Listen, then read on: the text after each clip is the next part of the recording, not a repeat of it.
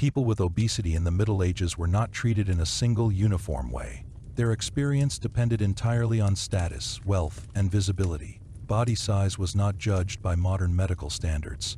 It was interpreted through morality, religion, labor, and power. In a world where hunger was common, excess body fat was rare.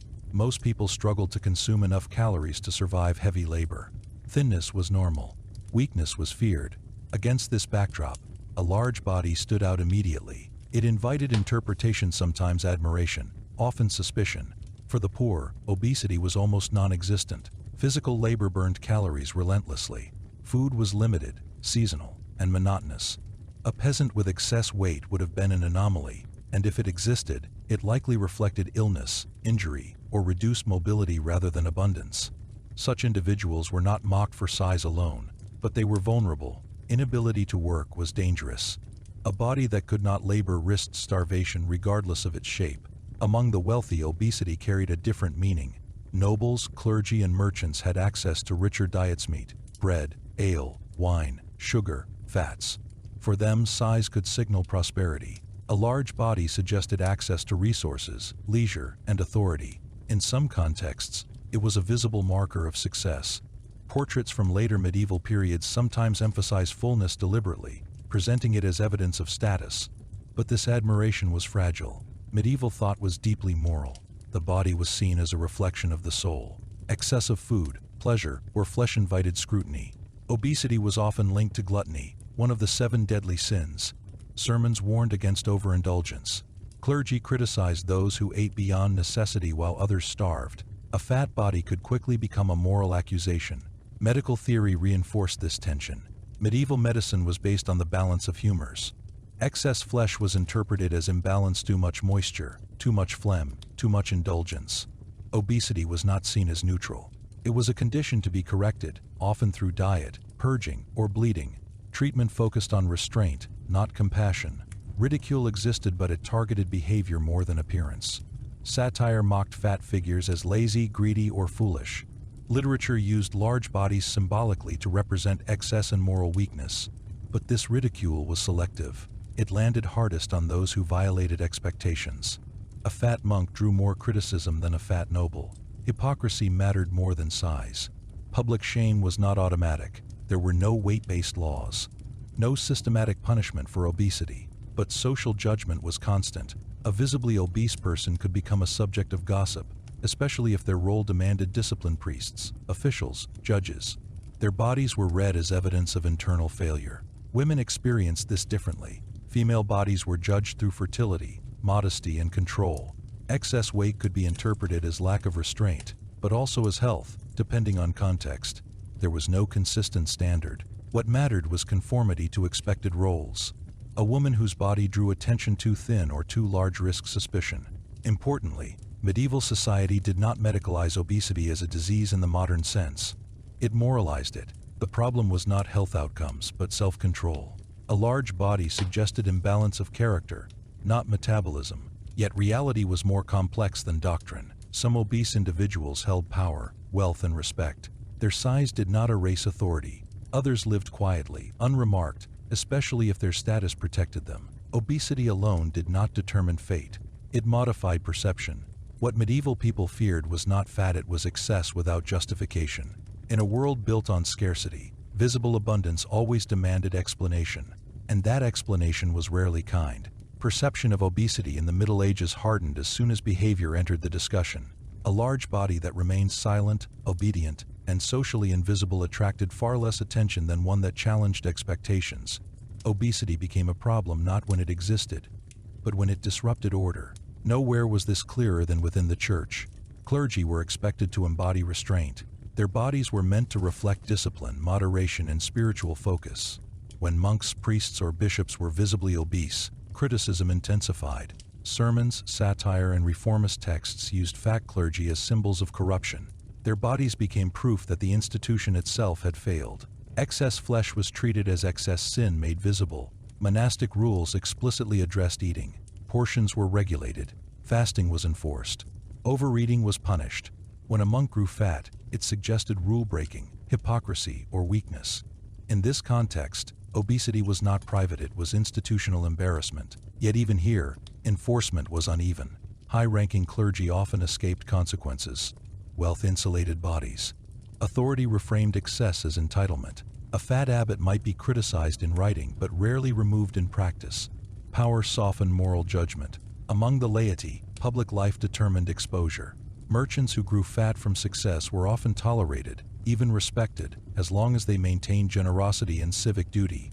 Hosting feasts, funding churches, and donating to charity reframed obesity as prosperity shared rather than hoarded. Public giving acted as moral camouflage. But those who appeared indulgent without contribution faced ridicule. Medieval culture despised imbalance. Taking more than one gave back was dangerous. A fat body that symbolized selfish consumption invited mockery, rumor, and moral suspicion.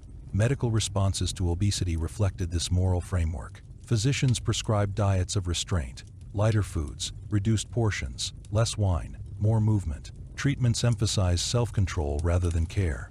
Obesity was corrected through discipline, not empathy. Painful purges, bloodletting, and harsh regimens were common. Failure to lose weight was interpreted as failure of will. There was little concern for long-term health. Obesity was addressed not because it shortened life, but because it signaled disorder. A body out of balance threatened the moral order medieval society relied upon. Importantly, obesity was rarely isolated from other judgments. A fat body combined with wealth, authority, or religious role carried meaning. Alone, it was just flesh. Context gave it power.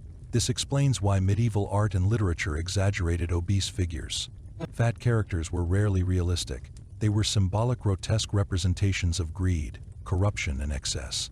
These images shaped perception far more than lived reality, but everyday life was quieter. Most obese individuals did not live under constant attack. They navigated their environment cautiously, aware of how they were read. They adjusted behavior, dress, and visibility. They avoided drawing attention. Survival often meant managing perception more than changing the body. Women faced sharper scrutiny. Female obesity intersected with expectations of modesty and control. A woman perceived as indulgent risked association with lust, laziness, or moral weakness. Yet motherhood complicated this. Pregnancy and fertility softened judgment. A fuller body could be read as health rather than excess if it aligned with domestic roles. Age also mattered. Older bodies were allowed more latitude. Excess weight in youth drew criticism. In age, it was tolerated as decline rather than indulgence. What emerges is not a society obsessed with thinness, but one obsessed with balance. The medieval world feared extremes. Hunger and excess were equally unsettling. Obesity was not hated because it was ugly but because it symbolized a breakdown in moderation, which medieval thought considered the foundation of moral life. This is why attitudes toward obese individuals shifted constantly. Admiration could turn into condemnation overnight. Respect could collapse into satire. And acceptance depended less on the body itself than on whether society believed that body had earned its size. In the Middle Ages, flesh was never just flesh. It was evidence. And evidence was always judged. By the late Middle Ages, attitudes toward obese individuals had settled into something quieter, but no less judgmental. Obesity was no longer shocking, it was categorized. Society had learned where to place large bodies within its moral framework. They were not expelled, but they were explained away. Excess flesh became a condition to be interpreted, managed, and when necessary, criticized without mercy. What ultimately determined treatment was usefulness.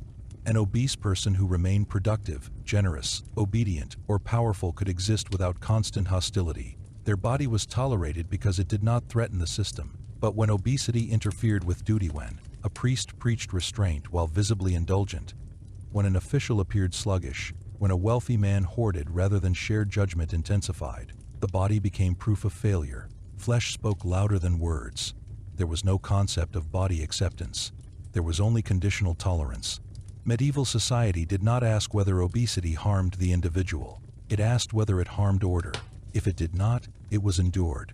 If it did, it was condemned. Medical thought never separated fully from morality. Treatments were punitive, corrective, and exhausting. Diets emphasized denial. Movement was prescribed regardless of pain.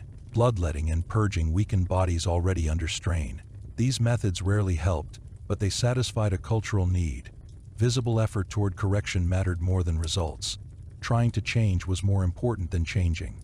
Public space magnified scrutiny. Obese individuals learned where they could appear safely and where attention turned hostile. Markets, courts, churches, these spaces amplified judgment. Clothing choices mattered. Behavior mattered. Silence mattered. Survival often meant minimizing visibility rather than confronting stigma.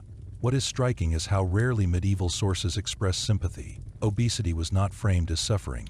It was framed as warning. Writers used large bodies to teach lessons about restraint, discipline, and morality. Individual experience was irrelevant. The body existed to communicate meaning to others. And yet, beneath doctrine and satire, real people lived ordinary lives. They married. They worked. They prayed. They aged. Their bodies did not define every moment, but they shaped how others interpreted them. Obesity was a lens through which character was judged, regardless of truth. In a world built on scarcity, any visible abundance demanded justification. Hunger was expected. Excess was suspicious. This logic governed food, wealth, pleasure, and flesh. Obese bodies carried the burden of explanation simply by existing. Medieval society did not hate fat bodies indiscriminately. It feared imbalance. And imbalance, once visible, invited correction. That is how obese individuals were treated in the Middle Ages, not with uniform cruelty, but with constant interpretation. Their bodies were never neutral. They were read, discussed, and weighed against expectations that had nothing to do with health and everything to do with control. In the end, medieval attitudes toward obesity reveal less about fat itself and more about a society obsessed with moderation. In a world where moderation was almost impossible to achieve, flesh became symbol, and symbols were never allowed to exist without judgment.